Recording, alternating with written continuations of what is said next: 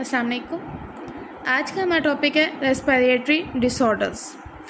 कि respiratory disorders हमारे सांस लेने के मुतल्लिक जो ऑर्गन में जो बीमारियां होती हैं उसको हम क्या कहते हैं, रेस्पिरेटरी डिसऑर्डर्स कहते हैं। ये जो रेस्पिरेटरी डिसऑर्डर्स हैं इनकी रेशो पाकिस्तान में बहुत ज़्यादा है।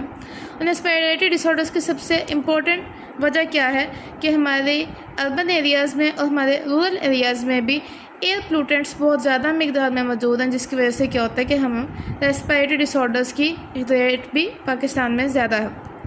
सबसे पहले जो रेस्पिरेटरी डिसऑर्डर हम डिस्कस करेंगे, bronchitis. Bronchitis is the inflammation of the bronchi और ब्रोंक्यूल्स। कि इसमें क्या होता है कि ब्रोंकाई और ब्रोंक्यूल्स में इन्फ्लेमेशन हो जाती है, इसको हम क्या कहते हैं, ब्रोंकाइटिस कहते हैं, जिसके नतीजे में बहुत ज़्यादा मकदार में म्यूकस जो है वो ट्यूब्स में रिलीज़ होता है, जिससे क्या होता है कि ट्यूब्यूलर वॉल्स में स्वेलिंग हो जाती है और ट्यूब्स जो है वो तंग हो जाती हैं, जिसकी वजह से जो सांस लेने में मुश्किल आती है। ये इसके मेन वजूहात क्या हैं, वायरस, बैक्टीरिया और exposure to chemical irritants, for example tobacco, smoke. क्या इन चीज़ों में जब हम एक्सपोज होते हैं या ये वायरस और बैक्टीरिया का जब अटैक होता है तो उसके नतीजे में क्या होता है, ब्रोंकाइटिस की बीमारी हो सकती है। ब्रोंकाइटिस की दो इकसाम है, एक्यूट और क्रोनिक ब्रोंकाइटिस। एक्यूट ब्रोंकाइटिस क्या होता है कि इसका ड्यूरेशन जो है वो कम होता है, ये तकरीबन 2 हफ्तों के लिए ये इन्फेक्शन होता है और इसमें पेशेंट जो है वो जल्दी रिकवर हो जाता है और कोई भी परमानेंट डैमेज जो है ब्रोंकाई का या ब्रोंक्यूल्स का नहीं होता। जबकि क्रोनिक ब्रोंकाइटिस जो है ये ज़्यादा ड्यूरेशन के लिए होता है, तकरीबन 3 मंथ्स टू 2 ईयर्स तक के ड्यूरेशन में होता है और इसमें जो है वो सीरियस किस्म के नतीजे जो हैं वो हो सकते हैं, डैमेजेस हो सकते हैं। इसकी अलामात क्या है ब्रोंकाइटिस की, इसमें cough, mild wheezing, fever, chills and shortness of breath, ये इसकी अलामात है। दूसरी डिजीज़ जो है emphysema. Emphysema is the destruction of the walls of alveoli. कि इसमें क्या होता है कि एल्वुलाई के जो वॉल्स हैं वो ख़त्म हो जाती हैं, टूट जाती हैं, जिसके नतीजे में लार्जर सैक्स बन जाते हैं जिनका सरफेस एरिया गैसेस एक्सचेंज के लिए कम हो जाता है। जैसे मैंने डायग्राम में दिखाया हुआ कि ये नॉर्मल एल्वुलाई है, इसमें सरफेस एरिया ज़्यादा गैसेस एक्सचेंज होता है। इसमें जो है ये एम्फीसीमा से मुतासिर हुआ है, इसके वॉल्स जो हैं वो डिस्ट्रॉय हुई हैं, इसमें सैक जो लार्जर हो जाता है और गैसेस एक्सचेंज के लिए सरफेस एरिया कम हो जाता है। जब सरफेस एरिया कम हो जाता है तो फिर क्या होता है, क्योंकि as lung tissue break down the lungs do not come back to their original shape after exhalation. Exhalation के बाद भी लंग्स जो वापस अपनी असल हालत में नहीं होते, जिसकी वजह से क्या होता है कि एयर जो है वो बाहर नहीं निकल सकती और लंग्स में ट्रैप होकर रह जाती है वो एयर जिसमें कार्बन डाइऑक्साइड की मिकदार ज़्यादा होती है। एम्फीसीमा की अलामात में shortness of breath, fatigue, recurrent respiratory infection और वेट लॉस शामिल है। क्योंकि जब एम्फीसीमा की अलामात जो हैं वो ज़ाहिर होने लगती हैं तब तक पेशेंट का जो लंग टिश्यू 50 to 70% ख़त्म हो चुका होता है, उसमें ऑक्सीजन का लेवल जो है वो ब्लड में बहुत कम हो जाता है, जिसकी वजह से सीरियस किस्म की कॉम्प्लिकेशंस जो है वो पैदा हो जाती हैं। उसके बाद अगली डिजीज़ आती है pneumonia. Pneumonia is an infection of lungs. Pneumonia में क्या होता है कि लंग्स में इन्फेक्शन होता है, जिसकी वजह से अगर ये इन्फेक्शन जो दोनों लंग्स में हो जाए तो उसको हम क्या कहते हैं, डबल निमोनिया कहते हैं। इस निमोनिया के जो वजूहात है मेन, उनके बैक्टीरियल इन्फेक्शन हो जाता है जिसमें स्ट्रेप्टोकोकस न्यूमोनियाई शामिल है, यहाँ पे कुछ वायरल इन्फेक्शन है, इन्फ्लुएंजा वायरस वगैरह, और तीसरा जो है वो फंगल इन्फेक्शन जो है वो भी निमोनिया की वजह बन सकते हैं। कि जब क्या होता है कि ये इनमें से कोई भी जो ऑर्गेनिज्म है वो बॉडी में एंटर होता है, चाहे बैक्टीरिया है, वायरस है या कोई फंगल इन्फेक्शन होता है, तो उसके नतीजे में क्या होता है कि वो एल्वुलाई में एंटर करते हैं, वो वहाँ पे रह जाते हैं और उनकी अपनी ग्रोथ जो है वो स्टार्ट कर देते हैं, जिसके नतीजे में लंग टिश्यूज जो है ब्रेक हो जाते हैं और एरिया जो है एल्वुलाई का एरिया उसमें फ्लूइड और पस भर जाती है, जिसकी वजह से उसमें एक्सचेंज ऑफ गैसेज जो है वो नहीं हो पाती। इस बीमारी की सिम्टम्स में कोल्ड शामिल है, सर्दी महसूस होती है, उसके साथ बहुत ज़्यादा तेज़ बुखार, high fever, shivering and cough with sputum production, और पेशेंट जो में बिकम शॉर्ट ऑफ ब्रेथ को उसको सांस लेने में दुश्वारी होती है, प्रॉपर वो सांस नहीं ले सकता। पेशेंट स्किन कलर में चेंज एंड बिकम डस्की और purplish, it is due to the poor oxygenation of blood.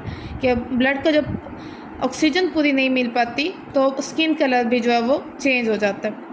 ये इसकी सिम्टम्स हो गई। ट्रीटमेंट में, निमोनिया के ट्रीटमेंट में क्या चीज़ इस्तेमाल की जाती हैं, क्या क्या वैक्सीन्स जो हैं वो इस्तेमाल होती हैं उन निमोनिया के लिए जो कि स्ट्रेप्टोकोकस न्यूमोनियाई की वजह से होते हैं, और कुछ एंटीबायोटिक्स वगैरह यूज़ की जाती हैं इस बीमारी के इलाज के लिए। इसके बाद नेक्स्ट डिजीज़ आ जाती है एस्थमा, जिसे हम दमा भी कहते हैं। एस्थमा उनका ये भी एक एलर्जी की फॉर्म है, जिसके नतीजे में क्या होता है कि inflammation of bronchi, more mucus production and narrowing of the airways. ये इस बीमारी में ये सब काम होते हैं कि ब्रोंकाई में इन्फ्लेमेशन हो जाती है, ज़्यादा म्यूकस प्रोड्यूस होता है, और जो दस्ते हैं हवा के गुजरने के लिए वो तंग हो जाते हैं। एस्थमा के पेशेंट जो होते हैं उनमें ब्रोंकाई और ब्रोंक्योल्स जो होते हैं वो सेंसिटिव होते हैं कुछ एलर्जेंस में। ये एलर्जेंस जो हैं डिफरेंट किस्म के होते हैं, और हर पेशेंट में जो है ये वेरी कर देते हैं। कोई किसी एलर्जन के से इफेक्ट होता है, सेंसिटिव होता है, कोई किसी एलर्जन के लिए सेंसिटिव होता है। या फॉर एग्जांपल जैसे डस्ट एलर्जी होती है कुछ लोगों को स्मोक एलर्जी होती है, परफ्यूम से होती है, पोलन वगैरह से होती है। जब वो इस एलर्जी एनवायरनमेंट में एक्सपोज होते हैं तो उनमें सांस लेने में दुश्वारी होती है। When exposed to of such allergens, the sensitive airways show immediate and excessive response of constriction. The patient feel difficulty in breathing. कि जो दमा के पेशेंट्स होते हैं जब वो इन एलर्जेंस में एक्सपोज होते हैं तो उन्हें सांस लेने में मुश्किल होती है। सिम्टम्स जो हैं वो हर एक में डिफरेंट होते हैं। उनके मेजर सिस्टम जो हैं शॉर्टनेस ऑफ ब्रेथ है, स्पेशली विद एक्सर्शन और एट नाइट, कि रात के टाइम जो है वो ज़्यादा मसला होता है। वीजिंग, कि सांस जब लेते हैं तो सीटी की तरह की आवाज़ आती है। Cough and chest tightness. इसके इलाज करके हम ऐसे केमिकल्स यूज़ करते हैं जो कि ब्रोंकाई और ब्रोंक्योल्स को डायलेट कर सकते हैं, और कुछ मेडिसिन जो वो इनहेलर्स की सूरत में पेशेंट को दी जाती हैं। नेक्स्ट डिजीज़ है हमारे पास लंग कैंसर। लंग कैंसर में क्या होता है, uncontrolled cell division in the tissue of lung, के जो लंग के टिश्यूज़ होते हैं उनमें सेल डिवीजन स्टार्ट हो जाती है, वो अनकंट्रोल्ड हो जाती है। तो उस सूरत में क्या होता है, लंग कैंसर हो जाता है। कि ये सेल्स जो होते हैं ये डिवाइड करना शुरू कर देते हैं विदाउट एनी कंट्रोल, और फिर ट्यूमर की सूरत जो वो इख्तियार कर जाते हैं। और सम सिचुएशंस में क्या होता है कि इतने ज़्यादा बढ़ जाते हैं कि लंग्स के साथ जो बाकी टिश्यूज़ होते हैं उनको भी इफ़ेक्ट करना शुरू कर देते हैं, और उनमें भी अनकंट्रोल्ड सेल डिवीजन जो है वो शुरू हो जाती है।